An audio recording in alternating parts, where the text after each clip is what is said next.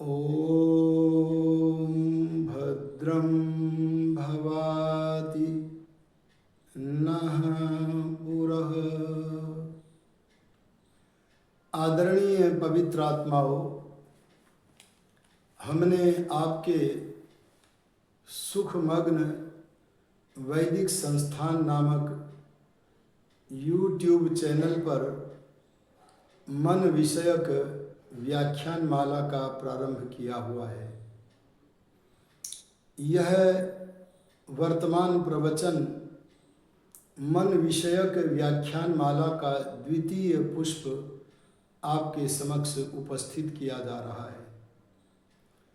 हमने अपने पहले प्रवचन में मन के विषय में बताया था कि मन को परमात्मा ने प्रकृति से उत्पन्न किया है और उसका नाम महर्षि कपिल के शब्दों में महत् तत्व है, जिसे अंतःकरण भी कहते हैं और जिसे विश्वमानस भी कहते हैं। यह महत् तत्व इस समय भी सारे आकाश मंडल में व्यापक है।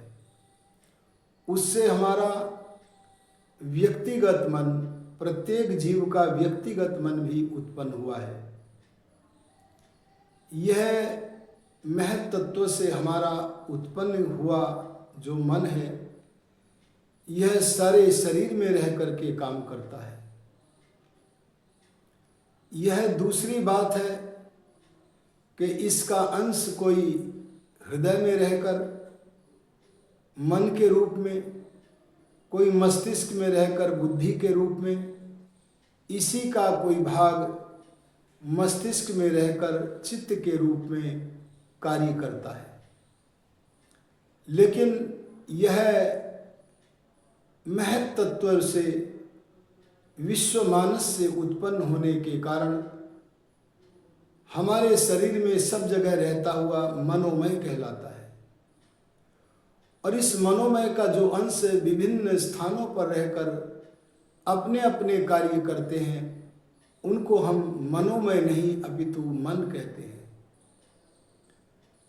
मन हृदय में रहता है। चंद्रमा मनोभूत्वा हृदयं प्राविशत्, अर्थात चंद्रमा मन बनकर हृदय में प्रविष्ट हो गया। इससे विदित होता है कि महत् तत्व नामक वस्तु, जिससे हमारा मनोमय अथवा मन बना है, वह चंद्रमा की तरह प्रकाशमान पदार्थ है। ये चंद्रमा की तरह प्रकाशमान पदार्थ हमारे मनोमय का एक अंश, जो हृदय में रह करके कार्य करता है, उसके दो भाग हैं। शिव संकल्प मंत्रों में उसके एक भाग का नाम दैव है, यज्जाग्रतो दूर मुदयति दैवम। और इसी मन का एक दूसरा भाग है यक्ष, यक्षमन्तः प्रजानाम। इस मन का नाम देवों से जुड़ने के कारण दैव पड़ा है। यहां देव शब्द का अर्थ है ज्ञानेंद्रियां। वेदों में ज्ञानेंद्रियों के लिए अनेक जगह देव शब्द का प्रयोग हुआ है। ये इंद्रियां प्रकाशमान हैं, इसलिए इन्हें देव कहते हैं। यजुर्वेद में एक वाक्य आता है, नैन देवा आपनुवन। परमात्मा को इंद्रिय रूप, ज्ञानेंद्रिय रूप देवों से नहीं जाना जा सकता। उसका साक्षात्कार तो समाधि में बैठकर अंतर्मुख हुआ आत्मा स्वयं करता है। तो इस तरह से यह ज्ञानेंद्रियां देव कहलाती हैं। इन देवों से संबंध रखता हुआ हमारा मन दैव कहलाता है। अर्थात जिस समय मन का नियंत्रण आंख, नाक, कान, रसना व त्वगिंद्रिय से होता है, तब 5 इंद्रियों पर, ज्ञानेंद्रियों पर नियंत्रण रखने के कारण इसका नाम दैव है। इस दैव मन पर विशद व्याख्यान हम आगे की व्याख्यान माला के किसी पुष्प में करेंगे। अब तो हम केवल इतना बताना अभीष्ट समझते हैं कि हमारे एक मन का भाग जो हृदय में स्थित होकर के ज्ञानेंद्रियों पर नियंत्रण रख के ज्ञान ग्रहण कराता है, अनुभव कराता है, उसका नाम दैव है। यही मन जो हृदय में प्रतिष्ठित रहकर ज्ञानेंद्रियों से जुड़ने के कारण दैव कहलाया। जब कर्मेंद्रियों से जुड़ता है, जब हाथ पैर वाणी पायु व उपस्थ नामक कर्मेंद्रियों से जुड़ता है, तब कर्मेंद्रियों से जुड़ा हुआ होने के कारण भगवान ने इसी मन का नाम दैव नाम से परिवर्तित करके यक्ष नाम कर दिया है।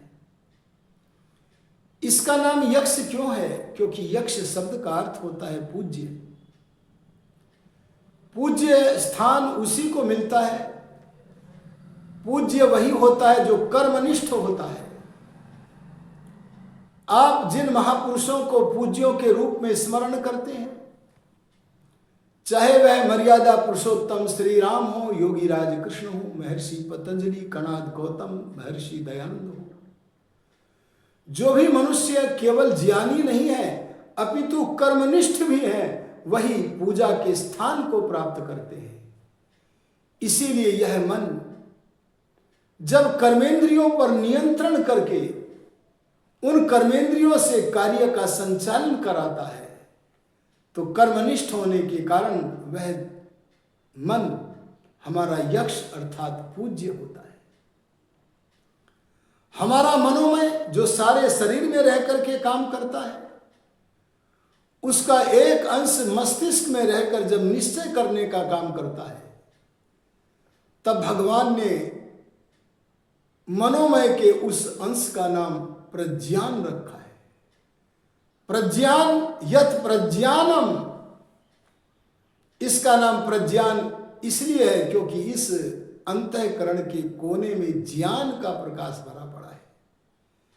क्योंकि निश्चय तो सत्य असत्य का निश्चय तो हम ज्ञान के माध्यम से ही कर सकते हैं।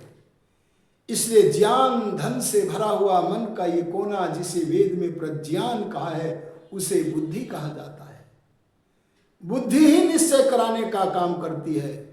आहा, हमारे मनोमय के एक भाग जिसका नाम बुद्धि है, वह मस्तिष्क में रहकर निश्चय करने का काम करता है। इसका विशद वर्णन हम आगे की व्याख्यान मालाओं में करेंगे। आपको धैर्य के साथ इन व्याख्यान मालाओं को सुनना चाहिए, और यदि आप चाहें कि हमारे आने वाले प्रवचन, उनके सूचनाएं, उनका नोटिफिकेशन आपको यथा समय मिलता रहा करे, तो मैं आपसे निवेदन करूंगा कि आप इस सुखमग्न वैदिक संस्थान नामक यूट्यूब चैनल को अभी सब्सक्राइब करें, और उसके बराबर में जो एक घंटी है, बेल आइकॉन की घंटी, उसको भी दबाएं, जिससे कि आपको तुरंत यह सूचना मिल जाए कि कोई नया प्रवचन हमारे द्वारा इस चैनल पर उपस्थित किया गया है। मैं आपसे निवेदन कर रहा था कि हमारे मनोमय का एक भाग जो निश्चय करने का काम मस्तिष्क में रहकर करता है, उसका नाम प्रज्ञान अर्थात बुद्धि है। और हमारे मनोमय का एक चौथा भाग, वैसे तो 3 ही भाग हैं, एक को हमने मन को 2 भागों में वितरित करके दैव यक्ष कर दिया, पर उन्हें दोनों को एक ही बोले तो मन बोलेंगे। और जो निर्णय करने का काम करता है उसको हम बुद्धि बोलेंगे, ये भी अंतःकरण का एक अंश है। और हमारे अंतःकरण का एक अंश है जो घटनाएं, जो विचार, जो प्रवचन, जो पाठ हम अंतःकरण के किसी कोने में रखते हैं। अंतःकरण के उस पेटिका का नाम, उस संदूक का नाम है चित्त। यस्मिंश्चित्तम सर्वमोतम, उसे चेतस भी कहा है। यत् प्रज्ञानमुत चेतः, इसलिए ध्यान देना, मन का वह कोना जिसमें तमाम घटनाएं, तमाम प्रवचन, तमाम जन्म जन्मांतर के, वर्तमान जन्म के भी संस्कार भरे हुए हैं, उन संस्कारों से आपूरित हमारे अंतःकरण का जो कोना मस्तिष्क में विद्यमान है उसका नाम है चित्त। यह स्मरण कराने का कार्य करता है। तो मन के इन अंतःकरण के इन 4 भागों को अथवा 3 भागों को हम व्यापृत मन भी कहते हैं। मन के इन 3 भागों का नाम, अथवा मन को 2 रूपों में कर दें, अगर 2 भागों में विभक्त कर दे दैव्यक्ष, तो 4 भागों को हम व्यापृत मन इसलिए कहते हैं क्योंकि ये प्रकट रूप से इन 4 मनों के द्वारा जो क्रियाएं हो रही हैं वह आत्मा के ज्ञान में है। आत्मा को इनके द्वारा होने वाली क्रियाएं सदा प्रकट रहती हैं। आत्मा जानता है कि बुद्धि से निर्णय हो रहा है। आत्मा जानता है कि इस समय मन ज्ञानेंद्रियों से अनुभव कर रहा है। आत्मा जानता है कि इस समय मन कर्मेंद्रियों से कर्म करा रहा है। तो जो जिन मन की जिन अवस्थाओं का व्यापार, जिन अवस्थाओं की क्रियाएं प्रकट रूप से आत्मा के निकट रहती हैं, मन की उन अवस्थाओं का नाम, उन भागों का नाम व्यापृत मन का है। अर्थात आत्मा की दृष्टि में, आत्मा के ज्ञान में, व्यापार में, क्रिया में लगा हुआ मन व्यापृत मन। लेकिन हमारे मनोमय का एक भाग ऐसा भी है जिस भाग से क्रियाएं तो आत्मा ही करा रहा है, लेकिन अभी योगी नहीं है, इसलिए वह मन भी जो क्रियाएं कर रहा है उन क्रियाओं को आत्मा अभी वर्तमान रूप से, प्रकट रूप में नहीं जानता। अभी तो ऐसा लगता है कि जैसे मन की वह अवस्था ऑटोमेटिक स्वतः अपना काम कर रही है, और उस मन का नाम है धृति। धृति नाम शास्त्रों में अनेक जगह आया है। वेद में भी आया है, शिव संकल्प मंत्रों में धृतिश्च यज्ञोतिरंतः। यहां धृति नाम अव्यापृत मन, गूढ़ मन, छिपा हुआ अपने कार्य में लगा हुआ मन, उसका नाम धृति है। इसको धृति इसलिए कहते हैं, यह अव्यापृत मन, धृति मन अनेक शक्तियों को, आगे की व्याख्यान वालाओं में मैं धृति मन की अनेक शक्तियों का वर्णन करूंगा। अगर उन शक्तियों को हम विकसित कर लें तो हम राम बन सकते हैं, कृष्ण बन सकते हैं, दयानंद बन सकते हैं। तो धृति मन नाम इसलिए पड़ा जो अनेक शक्तियों के कारण, इसमें कितने ही अनेक विषय हैं, इसमें कितनी अनेक क्रियाएं भरी पड़ी हैं, उन अनेक विषयों, अनेक क्रियाओं और अनेक शक्तियों को धारण किए हुए होने के कारण उस मन का नाम, अरे मनोमय मन के उस अवस्था का नाम धृति मन है। धृति मन बड़ा शक्तियों का भंडार है। आगे चल करके मैं धृति मन पर कई व्याख्यान आपके समक्ष प्रस्तुत करूंगा।